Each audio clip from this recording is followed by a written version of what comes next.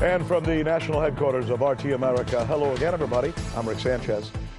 Yesterday on this very newscast, we were the very first to tell you that Israeli military jets have been doing flyovers into Lebanon airspace.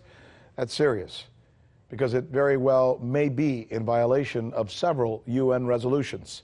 Well, today, it does appear that this story may be escalating with concerns that if it becomes a military conflict, it could end up dragging Iranian-backed Shia militias from the war in Syria next door. Here is what former Pentagon official Michael Maloof told us yesterday, for those of you who didn't see this. While I was there, they were overflying Beirut and all of Lebanon, probably doing reconnaissance, in total violation of UN resolutions. And yet Israel claims that building these tunnels is a violation of the same resolution, of the resolution that ended the 34-day 2006 fight. Here is what is now being reported just today by the Jerusalem Post. Quote, Israel is now asking the United Nations Security Council to reconvene at its behest, at Israel's behest. What Israel apparently wants is permission to go after Hezbollah's tunnels. We understand that. Let me go to the wall, though, and try and put together for you this whole scenario so that you can better understand the area that we are talking about. And this is it right here. So this is the area of contention, which includes the borders of Israel and Lebanon, and as you see behind me, Syria as well. And obviously that's important. The fear, of course, being that somehow the fighting in Syria could potentially jump the border, especially now that Israel is being so aggressive regarding Hezbollah. Here is what Israel's ambassador to the United Nations, his name is Danny Danon, this is what he said today. Israel, he says, will expose Hezbollah's terror operations and its blindfolding of the Lebanese government.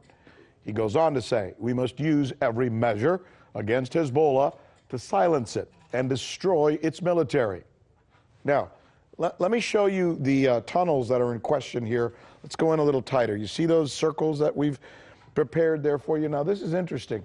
This map that we're sharing with you right now, and this area that I'm pointing to, this map was put out not by Israel. We got this today from Hezbollah, their public relations arm or whatever it's called, showing where they say Israel has now been searching and marking and booby-trapping tunnels. Israel is using heavy drills and bulldozers, but many fear this is a prelude to another war with Lebanon, or really part two, for those of you who know or are familiar with the Lebanon war of 2006.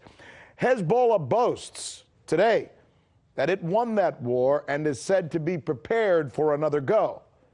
So tonight, we here will reveal exclusive information about what Israel intends to do, which could bring in even more carnage to the Middle East and undoubtedly could involve both the United States and Russia. I'm Rick Sanchez, and this is RT America, where it is time to do news again. We begin, though, with the question of whether Israel is about to strike Lebanon, because the circumstances seem to be ripe for some kind of aggression. So much so that even the United States, who usually asks how high when Israel says jump, has rejected today Israel's request to impose sanctions on Lebanon, no doubt fearing that it could be dragged into a potential quagmire, as we had described. Do they fear the inevitable? Are we headed for another Israel-Lebanon conflict that could this time be much more dangerous from a global perspective? We're going to address all of that here in just a minute. But first, I need to tell you that the U.S. did actually act on more sanctions today, but not against Lebanon, not at Israel's behest. It will come as no surprise to you who the target is: Iran. Here is Secretary of State Mike Pompeo at the United Nations. We risk the security of our people if Iran continues stocking up on ballistic missiles. We risk escalation of conflict in the region if we fail to restore deterrence. And we convey to all other malign actors that they too can defy the Security Council with impunity if we do nothing. Our goodwill gestures have been futile in correcting the Iranian regime's reckless missile activity and its destructive behaviors. No nation can dispute that Iran is in open defiance of UN Security Council Resolution 2231. Joining us now is former Pentagon official Michael Maloof with exclusive information about Israel's intentions in Lebanon. Michael, thanks so much again for joining us. Pleasure. What have your sources told you that we need to know tonight? Just today, I was informed that the Israeli government is informing officials, I won't say from, to where, but that there is an intention by Israel to attack. You can't share with us who the sources are, I understand. No. Okay, we respect that. Is this somebody who represents a major government? Yes.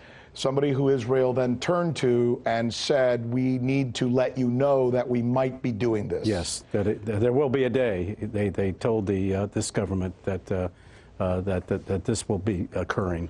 What does it usually mean when Israel tells a foreign government of their potential intentions? It generally signifies that there is indeed a determination to go ahead. Already the Israeli government has announced that dealing with Hezbollah, particularly on refining the missiles for more accuracy, is a red line. And we're seeing this crescendo building more and more on the Israeli side. And once again, as I told you yesterday, there have been continuous flyovers of Beirut in very recent days by the Israelis. And you made the point that then both sides would be in violation of the UN resolutions. Yes. Let me ask you a question about this.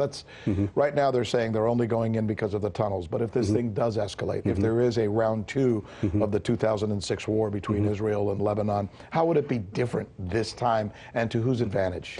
Well, I think what's happening here is that Israel is looking for provocation. They are testing where they might be able to go in. Certainly, building tunnels is a violation, but at the same time, so are flyovers. What they're hoping to extract from Hezbollah, I think, is a reaction. That then will be a basis for them for the Israelis then to move in. But if they do go in, again, I mean, and the reason I'm asking these questions is because as a citizen of the United States, heck, as a citizen of the world, I would be concerned if there's another type of conflagration in that area. We're seeing what's going on in Syria. We're seeing the Iranian reaction. We're seeing the possibility of the United States getting involved. Would this be a bigger deal? And if so, how big and why? Even a small event could absolutely cause a catastrophic event in the Middle East, and my sources are telling me that they're very concerned that the entire Middle East region will erupt, even with the smallest episode. Okay, but who, for example, would jump in on the side of Hezbollah, for example? Who? I'm hearing this time it will not just be Shia out of Syria or within Lebanon and just Hezbollah. It will be Shia from all the countries of the region. We're talking, I've heard terms of 1 million descending upon Israel if that occurs. Why would Israel, who is still dealing with its own issues with Hamas, in Gaza, want to go into something like this, dealing with Hezbollah, who, by the way, seems much more powerful than Hamas? Oh, it is. It's even more powerful than the Lebanese army. And it's battle hardened from all of its experiences. It will. I think that we're going to see that they will react and respond very, very rapidly. I think what the Israelis are attempting to do is drag in the United States on this because they want the U.S. involvement in this because the Israelis feel that, in fact, they told the official that I spoke to today that Iran and Hezbollah are contemplating attacking Israel, which is historically not going to be the case. In fairness, though, Israel has every right to defend itself if somebody is building tunnels into their territory, right? And if that's what they're saying, there's nothing wrong with that. No. It's whether they escalate beyond that, right? Well, and we've seen this happen before with Netanyahu going to meet with Pompeo in Brussels earlier. We also then saw that there's a certain parallel with what occurred just before Israel attacked Syria's nuclear reactor during the Bush administration. Netanyahu went and visited high-level officials. There's a precarious situation going on. Final question, because I'm being told to wrap up, and I know this is very important, though. Netanyahu's damaged right now politically because of the criminal investigation going on. Do you see that as a reason for him to be more apt to maybe be a little more dangerous at the time? I think we're seeing him being cornered, and because of his domestic situation, we're basically seeing, I believe, and this is my personal opinion, a tail wagging the dog. Michael Maloof, really interesting information. I'm glad you shared with us this, and let's certainly hope it doesn't happen. Yes. Thank you so much.